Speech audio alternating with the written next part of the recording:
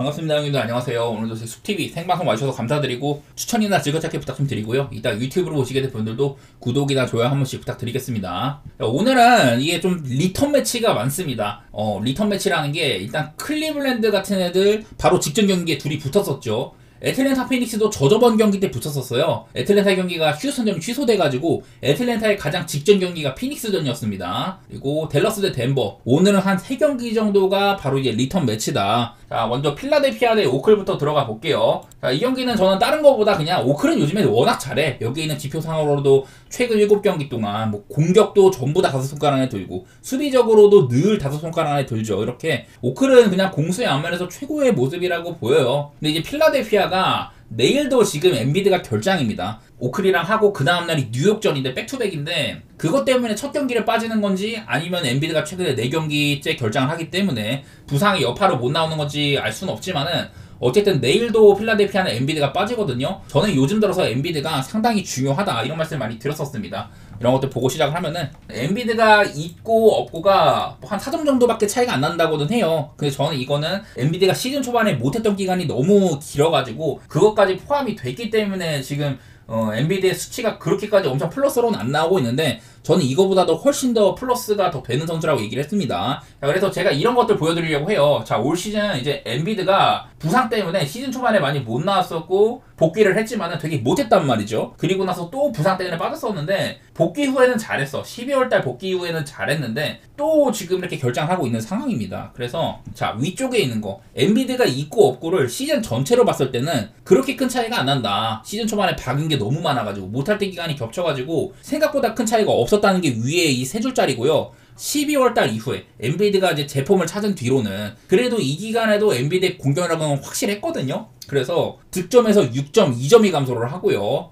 수비 부분은 뭐 별 차이는 없지만은 따지고 보면은 12월달 이후에는 엔비드는 얘가 있고 없고가 거의 9점 정도의 격차가 나거든요. 엔비드가 없는 경기에서 필라델피아는 크게 좀 마이너스가 되는 게 보인다. 언더 쪽으로 가는 것도 보이고 득점력의 부진 때문에 마침 이제 내일 또 그러면 필라델피아는 메시나 폴 조지가 많은 것들을 해줘야 되는 상황이잖아요. 일단은 메시는 요즘에도 별로 안 좋습니다. 팀에서 가장 많이 쏘는 선수예요. 근데 야투율이 42%도 안 되고 있고 3점도 31.3% 이런 식으로 여전히 살아날 기미가 많이 안 보입니다. 폴 조지는 요즘에 괜찮아요. 얘도 1월달 이후로는 야투율 46%, 3점이 45.1%로 폴 조지는 살아났거든요. 근데 얘도 이제 늘 좀 오락가락한 애기도 하니까 글쎄 내일 뭐 맥시는 여전히 나는 좀 의심스럽고 폴 조지는 그나마 해줄 수도 있는데 상대가 오클이라는 거 이런 게 좀 거슬리긴 하죠. 오클에서 저는 그 최고의 수비수가 도르트라고 생각을 하는데 도르트 같은 애들이 맥시 같은 이 스피드 스타한테는 조금 약해. 그런 부분이 살짝 거슬리긴 하더라고. 근데 뭐 그거 말고는 사실 오클라호마가 크게 뭐 떨어질 건 없어 보입니다. 저는 10.5여도 오클을 볼 것 같고요. 그리고 218.5는 야, 이거는 언더오버가 애매한 게 이 오클라호마라는 팀이 상대를 수비적으로 가두게 되면은 막 100점 미만으로 묶기도 하잖아요. 필라델피아가 여기 있는 7경기 동안 100점을 못 넘었던 게 2경기나 되거든요. 99점에 그쳤던 거. 오클라호마 같은 팀 만나면 필라델피아가 안 그래도 공격 기회라든지 뭐 상대를 최대한 못 던지게 하는 것들 약간 언더로 끌고 가는 게임들 그런 것들 때문에 걱정인데 어쩌면 필라델피아가 또 홈에서 열성적인 응원을 받으면서 오클에 좀 발목을 잡을 수도 있겠죠. 그 가능성도 배제할 수는 없는데 저는 일단은 오바 쪽으로 생각 중입니다. 과연 필라델피아가 몇 점을 내느냐 그게 좀 관건일 것 같아요. 다음 경기 인디애나 대 클리블랜드입니다. 이 경기도 리턴 매치라고 했었죠. 이틀 만에 재대결인데 지난번 경기 때는 클리블랜드가 93점을 내면서 올 시즌 최저 득점이었어요. 지금 클리블랜드는 오펜시브 레이팅 전체 1위 팀입니다. 공격 리그에서 가장 잘하는 팀인데 이날 인디애나한테 홈에서 졌습니다. 특히나 이 경기는 할리버튼이 18분밖에 안 뛰었거든요. 그 이제 문제가 생겨가지고 후반전을 아예 결장을 했고 뭐 딱히 이날 뭐 메서린이라든지 시아캄 이런 애들이 잘했던 것도 아니에요. 대신에 일단 네마드가 특히 막판에는 결정적인 3점 같은 거 꼽기도 하고 특히 토마스 브라이언트가 요즘에 폼이 상당히 좋고요. 저레이스 워커는 분위기를 가져오는 역할을 크게 했거든요. 이 경기가 클리블랜드가 처음에 10대 0으로 이기고 있었는데 그 1쿼터를 인디애나가 역전한 채로 끝났고 그 다음에 2쿼터를 또 클리블랜드가 접수를 했는데 이거를 다시 3쿼터 때 인디애나가 가져왔단 말이에요. 그리고 결국에는 4쿼터까지 접수를 했었고 사실 뭐 경기 내용상으로는 판정도 정말 개같았었고 클리블랜드 입장에서는 클리블랜드의 이런 좀 턴오버라든지 그런 것들이 많았어가지고 클리블랜드가 잘 풀린 경기는 아니었습니다. 에이스 역할을 해줘야 되는 그 미첼도 사실 뭐 썩 잘한 건 아니었었고 특히 이제 벤치 자원들이 많이 안 좋았었거든요. 오늘도 제롬이 못 나오는데 트러스라든지 다른 뭐 오코로, 메리 전부 다 야투가 개박았단 말이야. 그래서 클리블랜드는 되게 저점이 떴고 인디애나는 좀 애들이 터졌다. 내일도 지금 인디애나에서 할리버튼이 못 나오거든요. 인디애나의 경기력이 네마드가 돌아오고 좋아진 부분들이 있었습니다. 자, 할리버튼은 얘가 있는데 네마드가 없는 구간에서는요 마이너스 8.19입니다. 인디애나의 세팅은 할리버튼 옆에다가 또 다른 이런 핸들러를 배치를 합니다. 투핸들러 체제를 많이 좀 선호를 하는데, 그래서 할리버튼 옆에 네마드가 없을 때는 되게 안 좋아요. 둘이 같이 뛰는 경우에는 플러스 13.43으로 엄청 좋아집니다. 만약에 할리버튼은 없고 네마드 혼자 뛴다. 옆에 아마 내일 뭐 벤 셰퍼드라든지 메코넬이 시간을 받을 수가 있겠죠. 그런 경우에는 마이너스 19.09로 할리버튼이 없고 네마드만 있는 경우에는 공격이 상당히 안 될 수가 있다. 물론 이거는 표본이 되게 없어가지고 이렇지 않을 수도 있어요. 어쨌든 할리버튼은 그래도 인디애나 플레이에서 상당히 중요한 선수이기도 하고 그런 부분들이 조금 발목을 잡을 수는 있을 것 같아요. 나는 지난번 경기 인디애나는 너무 좀 잘했었고 클리블랜드 너무 저점인지라 클리블랜드를 조금 더 선호를 하고 싶거든요. 지난번 경기는 진짜 클리블이 안 풀려도 너무 안 풀리고 심판 파정도 개같아가지고 그래서 졌던 것 같은데, 올 시즌 클리블랜드 일단 원정에서도 굉장히 잘한 편입니다. 원정도 13승 3패거든요. 마헨이 12번 중에 10번이에요. 저는 여전히 클리블랜드를 보고 싶습니다. 지난번 경기랑 기준점 차이가 많이는 안 나는데 저는 클리블랜드 쪽을 살피고 싶고요. 그리고 230.5 지난번에는 클리블랜드가 점수가 올 시즌 가장 적게 터졌기 때문에 저는 얘네 둘의 맞대결은 그래도 좀 빠른 템포가 예상이 되기는 하거든요. 인디애나가 이제 할리버튼이 없기 때문에 공격이 많이 안 될 수가 있다든지 그런 게 있기는 하지만은 저는 일단 시각 자체는 오바로 보고 있긴 합니다. 이 경기는 그만큼 클리블랜드가 오늘 경기는 얼마나 정상 상태로 돌아오냐 그게 중요할 것 같긴 합니다. 자, 다음 경기 애틀랜타 대 피닉스 경기. 이 경기도 그 전까지 애틀랜타는 원정에서 6경기를 하고 있었고 홈으로 돌아오는 그런 느낌이어서 거의 한 4일 5일 만에 경기를 합니다. 푹 쉬었는데요. 트레이 형이 내일 또 퀘슈아블이 붙어 있습니다. 애틀랜타는 지금 제일런 존슨이 없는 상태잖아요. 저는 여러 차례 이 제일런 존슨의 존재감에 대해서 14점가량 차이가 난다 이 얘기 계속 드렸었죠. 언더오버 같은 부분은 존슨이 없어지면은 득점이 줄어들고 실점이 늘어나기 때문에 언더오버는 얘가 있을 때나 없을 때나 큰 차이가 없다고 했는데 그냥 경기력으로 오롯이 가요. 존슨이 없으면은 14점이나 애틀랜타가 손해를 본다. 그래서 그 기간 동안 애틀랜타가 잘하진 못했다. 존슨이 빠진 경기가 최근 5경기고 그 기간 동안 애틀은 1승 4패였었어요. 자, 사실 피닉스는 이 애틀랜타 같은 팀한테 조금 약할 수가 있어요. 지금 뭐 듀란트랑 부커, 빌까지 있고 되게 좋아. 근데 교통정리하느라 빌을 벤치로 내렸단 말이에요. 피닉스의 최고 장점은 미드레인지가 워낙에 세다. 부커도 그렇고 듀란트도 그렇고 빌도 그렇고 전부 다 미드레인지가 최고 장점이고 그건 뭐 공격력으로 이어지거든요. 근데 얘네들이 좀 나이도 있고 피지컬 레벨이 떨어지다 보니까 막 샬럿같이 오펜시브 리바운드 많이 잡는 팀들 그런 애들한테 조금 약했단 말이에요. 그리고 애틀랜타도 엄밀히 말하면 오펜시브 리바운드 강팀에 속하긴 합니다. 근데 이게 애틀랜타가 최근 들어서는 오펜 수치가 그렇게 막 잘 찍히지는 않더라고요. 그 피닉스 같은 경우는 상대한테 오펜을 내주는 부분들이 좀 안 좋게 찍히고는 있는데 그래도 애틀랜타의 장점이 먹히기가 힘들어졌다. 그게 약간은 거슬리는 것 같고요. 애틀랜타는 그 존슨이 없는 기간 동안 공격은 약간 아래로 갔는데 수비가 더 아래로 갔습니다. 실점이 너무나도 많고 아까 뭐 피닉스, 유타, 클리퍼스, 레이커스, 덴버 뭐 이렇게 만났다고 했는데 뭐 상대들이 까다롭기도 했지만은 피닉스 역시도 지난번에 애틀 상대로 123점을 넣었을 만큼 까다로운 팀이죠. 이거는 지난번 맞대결을 또 한번 돌이켜보려고 합니다. 얘네 둘에. 그때 이제 115대 123으로 피닉스가 이겼는데 경기는 좀 끝까지 타이트한 편이었었어요. 피닉스가 우세하는 와중에 애틀랜타가 쫓아가는 그런 양상이었었는데 저는 이제 존슨 대신에 뛰는 비트 크레이치가 생각보다 괜찮다고 했었습니다. 이날도 3점 슛 5개 중에 3개 꼽고 본인의 역할은 했었어요. 대신에 트레이 형도 사실 상태가 안 좋았었고 벤치에서 뭐 헌터도 조금 안 좋았고요. 그 대신에 로디라든지 보그다노비치 이런 애들 해주면서 어느 정도 메꾸긴 했었는데 이날은 피닉스가 벤치가 대박이었습니다. 주전에서는 뭐 부커도 20점 야투감이 별로였었고 듀란트는 기회 자체가 얼마 없었었고 벤치에서 브래들리 빌이랑 그레이슨 알렌 이런 애들이 되게 잘해줬습니다. 브래들리 빌이 약간 좀 오락가락하긴 한데 그래도 벤치에서 본인의 능력을 보여줄 수 있을 때는 꽤나 보여주는 편이에요. 오락가기는 해도. 그 그레이슨 알렌이 직전 경기 때 그러니까 피닉스전에서 되게 잘했잖아요. 3점슛 6개 중에 5개 꼽고 근데 하필이면은 얘가 이제 직전 경기 때 샬럿전에서 부상으로 나가버렸어. 오늘 경기는 프로버블이긴 한데 과연 얼마나 정상 상태일런지. 그레이슨 알렌도 올 시즌이 사실 예년에 비해서 좋은 시즌은 아니었거든요. 다만 요즘에 최근에 이제 1월달 들어서는 야투율 56.5%, 3점 52.8%로 그레이슨 알렌다운 활약을 보여주고 있었습니다. 그래서 과연 오늘 알렌이 돌아오긴 하는데 부상의 여파로 과연 정상 상태일 건지 그런 점들은 조금 걱정이 되는 것 같긴 하네요. 그리고 부커도 저는 올 시즌 내내 부커가 안 좋다고 했었는데 이제 1월달 들어서도 사실 뭐 기록상으로 43%에다가 3점슛 30% 좋지는 않아. 다만 최근에 2경기 동안 야투 20개 중에 12개, 3점슛 12개, 6개. 다음 경기 이제 또 샬럿한테 다시 20개 중에 10개, 3점 9개 중에 4개 이런 식으로 30득점을 2번 다 넘기면서 요즘에는 그래도 괜찮거든요. 부커도. 피닉스가 클러치 라인업은 타이어스, 존스, 부커, 던, 듀란트, 이고다로 이런 식으로 던이나 이고다로를 클러치에 쓰면서 수비를 강화하는 점이나 확실히 좀 이제 굳히는 라인업 같은 것들을 이제 잡았다는 것들 그런 게 보여가지고 개인적으로는 이 경기도 피닉스 쪽을 또 한번 보고 싶기는 해요. 그리고 언더오버는 저는 오버보고 있기는 한데 뭐 애틀랜타가 되게 빠른 팀이에요. 근데 대신에 피닉스는 얘네들은 슛을 좀 아끼는 팀이고 그래서 언더팀의 냄새가 난다고 할 수 있는데 아까 봤던 지난번 경기 때 이런 야투 내용 같은 것들 보면은 피닉스는 되게 잘 터졌는데 애틀랜타도 막 3점 같은 거 엄청 잘 터졌어요. 47%로 터지고 그래가지고 이 경기가 뭐 한 238점 가량 나고 이랬었는데요. 글쎄 저는 그때만큼 터질지는 모르겠지만은 약간은 나는 애틀랜타가 피닉스의 이런 늠농구스러운 그런 거 좀 빠져들었다고 생각을 하거든요. 근데 홈에서는 좀 달라질 만도 하고 저는 여전히 오버보고 있긴 한데요. 이거는 개인적으로 언더오버는 좋은 선택지는 아닌 것 같아요.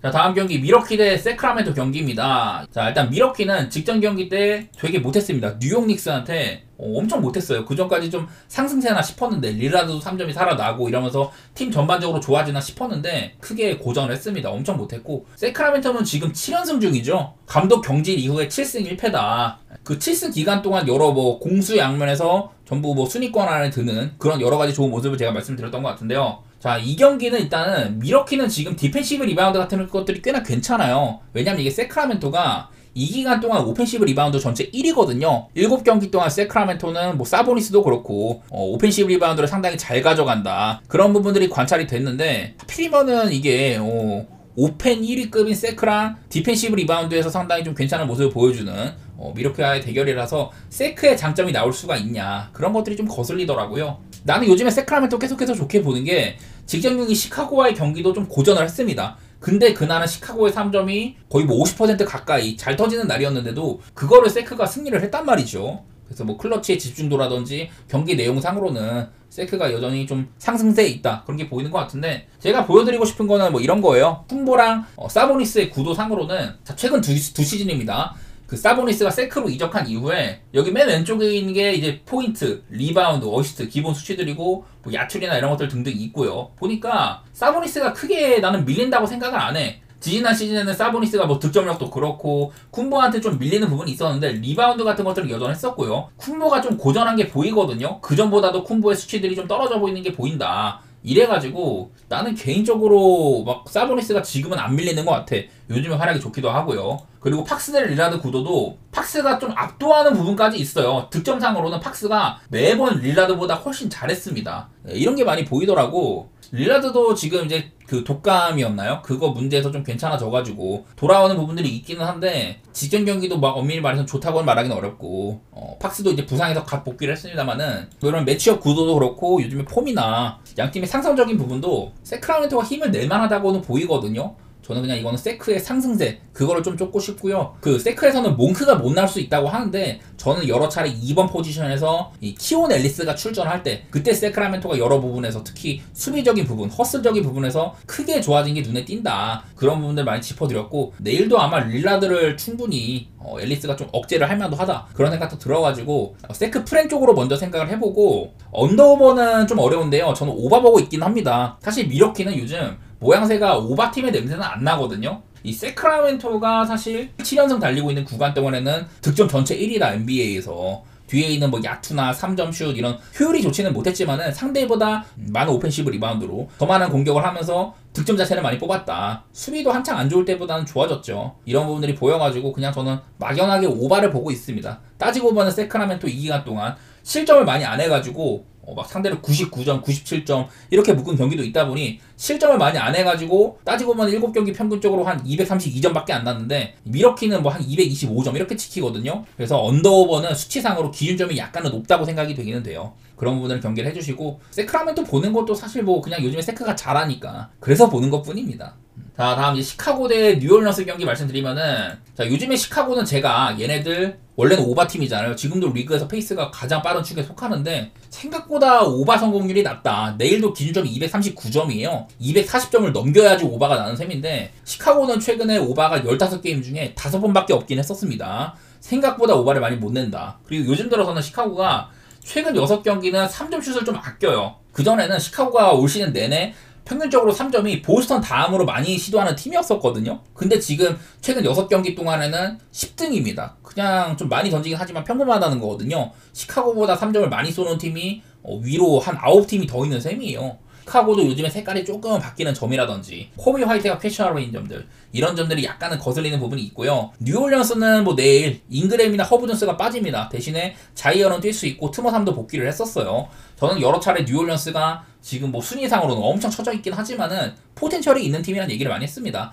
작년에도 서부에서 굉장히 까다로운 팀이었었고 올 시즌은 결장이 너무 많아가지고 좀 성적이 이 모양 이 꼴인데, 그래도 뉴올리언스 요즘에 나쁘지는 않아요. 얼마 전에는 또 보스턴이랑 엄청 잘 싸우고 나서 한 점 차로 패배하기도 하고, 필라델피아전은 자이언까지 없고 트머삼도 없었는데 그 경기는 뭐 맥컬럼이 캐리를 하면서 123점 내고 이겼었습니다. 그리고 이제 워싱턴과의 서열 정리를 통해 가지고 원래는 뉴올리언스가 리그에서 원정 성적이 가장 안 좋은 팀이었거든요. 하지만 최근에 워싱턴, 필라델피아, 보스턴 세 차례의 원정에서 워싱턴, 필라델피아는 무난하게 잡고 보스턴한테도 그 어렵다는 TD 가든에서 되게 잘 비볐잖아요. 원래는 사실 이길만한 경기였었는데 1점 차로 패배를 했지만은 뉴올리언스가 이제는 딱히 뭐 원정에서도 약점이 많이 안 보인다. 원래 내용상으로는 저는 그 이제 허브 존스가 빠지는 게 뉴올리언스한테는 좀 수비적으로 타격이 있을만하다 이런 얘기를 했었는데, 허브 존스가 뉴올리언스 내에서 이 온오프 스탯 차이가 가장 많이 나는 선수거든요. 14점, 15점이 나요. 빠지게 되면 마이너스 14, 15점이다 이랬는데, 그래도 허브 존스가 빠진 기간에 나름대로 잘 지탱하고 있는 것처럼 보입니다.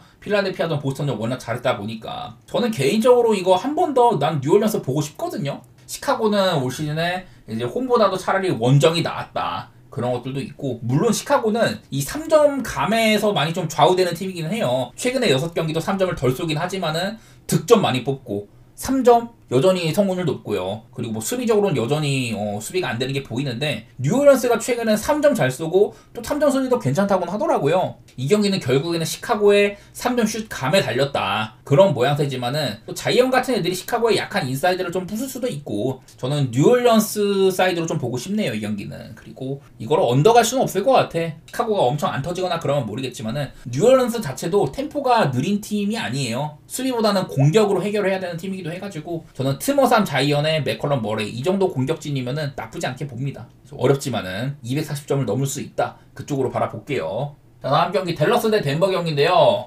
직전 경기 때도 참 어려웠는데 그때 이제 돈치치랑 어빙이 둘 다 없었단 말입니다. 저는 여러 차례 올 시즌에 돈치치랑 어빙이 동시에 없으면은 댈러스의 공격력이 큰 폭으로 하락을 한다. 원래는 이제 지난 시즌까지 같이 뭉뚱그려서 보여드렸었는데, 여기에 있는 거 두 번째 줄에 보시면은 돈치치랑 어빙이 없는 댈러스는 작년에 5경기 동안 득점이 93.6점에 그쳤단 말이에요. 근데 올 시즌에는 직전 덴버전까지 포함을 해가지고 7경기 동안 108.1점 뽑았거든요. 처음에 한 2-3경기는 못하다가 레이커스 잡고 막 이러면서 댈러스의 공격력이 그래도 막 못 봐줄 정도는 아니었었어요. 사실 그리고 덴버전도 112대 101로 덴버답지가 않았어. 덴버는 요즘 확실히 오바팀의 색깔이거든요. 근데 이날은 점수도 많이 못 냈고 특히 후반전에 많이 가라앉았습니다. 이 경기가 기준점이 한 230이 조금 넘었나 그랬을 거예요. 근데 전반전에 일단 1쿼터에 50점이 안 났고 2쿼터에 거의 뭐 70점을 내면서 회복을 했단 말이죠. 3, 4쿼터의 점수가 50점도 안 나면서 이러면서 언더가 났는데, 사실 뭐 요키치도 이날 많은 득점을 하지는 못했었고 대신에 뭐 웨스트브룩이 잘해준다든지 이런 건 있었지만은 전반적으로 덴버는 3점이 32개 중에 7개 되게 안 들어간 날이었었습니다. 좀 이제 자유투도 많이 흘리기도 했고요. 그리고 댈러스는 3점이 이날 35%로 마감을 했다.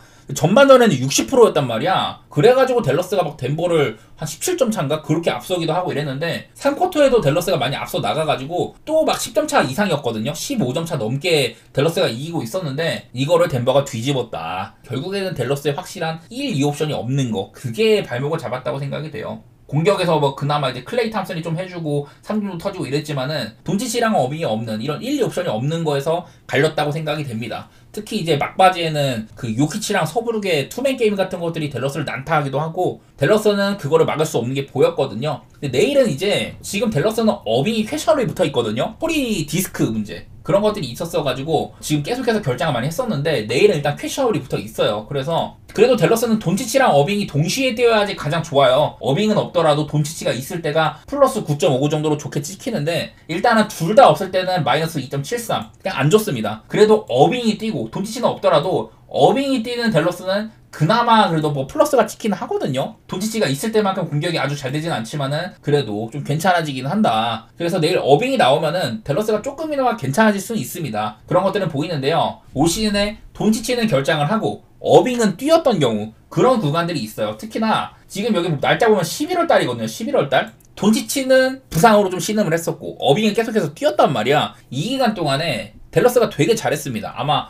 5승 1패인가 그랬을 거예요. 어쨌든 오클라호마라는 굉장히 어려운 상대를 잡았었고요. 그때는 아마 요키치가 부상해서 갓복귀를 했을 겁니다. 어쨌든 그 경기도 잡아냈었고 그 다음에 뭐 마이애미한테 지긴 했지만 이것도 되게 억울하게 연장 갔던 경기. 사실 이거 저는 이때 댈러스에 프렌가 썼나 그랬는데 아마 버틀러가 마지막에 동점 꼽고 사실 파울이 불렸어야 되거든요. 근데 그게 파울이 안 불려가지고 엔드원이 안 돼서 그냥 연장 가가지고 역으로 마이애미가 승리를 했던 좀 억울한 경기였었는데 어쨌든 연장 가가지고 댈러스가 패배를 했고 그 다음에 에틀 만나가지고 이기고요. 뉴욕 니스 만나갖고 승리를 했었습니다. 그리고 또 뭐 유타 만나가지고 이때는 유타가 워낙에 많이 빠졌다 보니까 좀 언더 게임으로 댈러스가 승리를 했는데 그 전까지는 전부 좀 많은 득점 내면서 이겼었죠. 돈치치가 없고 어빙은 뛰는 경우에. 그러다가 자 이제 12월달 들어서는 이때부터는 돈치치가 아예 결장하기 시작을 합니다. 어빙은 뛰었는데 113점 내고 클리퍼스라는 좀 어려운 팀을 상대로 나름대로 잘 싸웠습니다. 근데 이제 피닉스 만나가지고는 서로 좀 똥게임을 했어요. 그래도 댈러스가 이겼었고 포틀랜드 만나가지고 패배. 어빙은 뛰었어. 어빙이 이날 46득점인가 했거든요. 그리고 또 포틀랜드가 터져가지고 패배를 했다. 이 기간부터는 그러니까 12월 달부터는 돈치치가 없을 때 전반적으로 댈러스의 폼이 조금 떨어졌다고 봐야 됩니다. 어빙도 본인의 캐리력으로는 약간의 좀 한계가 있었던 그런 상황이고 휴스턴 만나가지고 그냥 무참하게 패배를 했었죠. 그래서 12월 달 넘고서부터는 돈치치가 없을 때 어빙 혼자 캐리를 하는 게 조금 어려워 보였다. 그런 것들이 관찰이 되거든요. 내일도 돈치치는 일단 없고 어빙이 돌아온다고는 해도 지금 뭐 부상의 여파가 있기 때문에 정상적인 상태일지 그런 것들도 잘 알 수가 없고 이래가지고 저는 일단은 또 덴버 사이드로 보고 싶습니다. 오바도 생각하고 있긴 한데 오바 보는 거는 한마디로 그냥 어빙이 있어서 보는 거예요. 그리고 원래도 덴버는 템포가 빠른 팀이다. 그래도 댈러스가 지난번처럼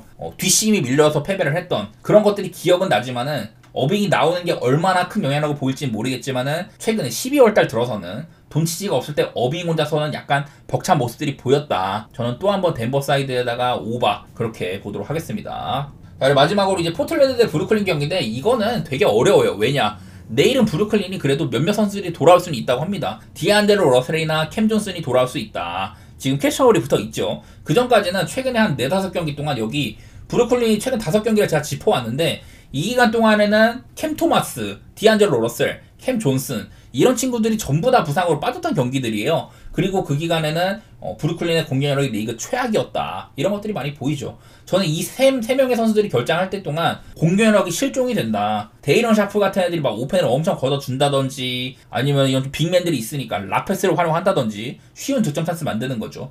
그리고 외곽을 좀 쏘는 거, 3점 같은 거 쏘는 거 그거 아니면은 공격 방식이 정말 빡빡하거든요. 브루클린이. 근데 한창 안 좋았던 기간 동안에는 디안젤로 러셀, 캠 존슨, 캠 토마스가 없는 기간에는 공격이 너무 안 됐었던 게 보이고 그래서 내일은 디안젤로 러셀, 캠 존슨이 돌아온다면은 그나마 나아질 수는 있다고 보는 거예요. 그래갖고 이제 브루클린을 이렇게까지 공격이 진짜 씹창난 이런 팀으로 보기가 내일 결자 상황이 좀 달려있는 것 같습니다. 그리고 포틀랜드는 사실 얘네들을 뭐 올려칠 거는 없어요. 포틀랜드가 지난번에 근데 그랬던 거는 기억이 나는 것 같아. 댈러스 상대로 되게 잘 싸웠는데 심판의 억가 때문에 패배를 했던 경기 기억나고 뉴올리언스 한창 애들 많이 빠질 때 119대 100으로 뉴올 원정 가서까지 대승을 했었습니다. 근데 이제 마이애미한테는 완전히 서열 정리를 잘했었고 특히 뭐 사이머스나 샤프 같은 애들 이런 애들 수비력이 개판인 거 그런 것들이 드러나요. 그래서 이거는 사실 뭔가를 보여준 거는 포틀랜드였다. 브루클린 5경기 동안 그냥 아무것도 못해보고 다 패배를 했거든요. 직전 유타전도 승리는 하긴 했어도 이것도 유타가 마카넨이나 캐슬러 애들 엄청 많이 빼준 경기였었고 서로 간에 누가